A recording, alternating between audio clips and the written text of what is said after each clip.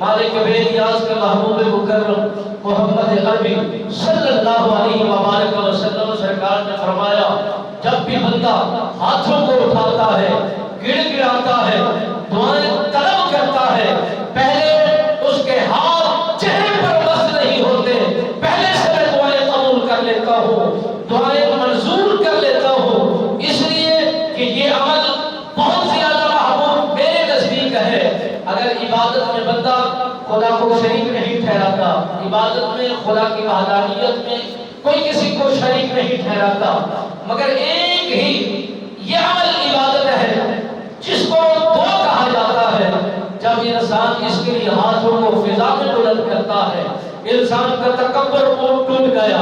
انسان کا غرور مٹ گیا، انسان کا مال جس پر وہ فخر کرتا ہے وہ ذہن سے نکل گیا، وہ تکبر اور وہ غرور، وہ انسان کی ہلچل، وہ کیفیت، وہ متکبر ہونا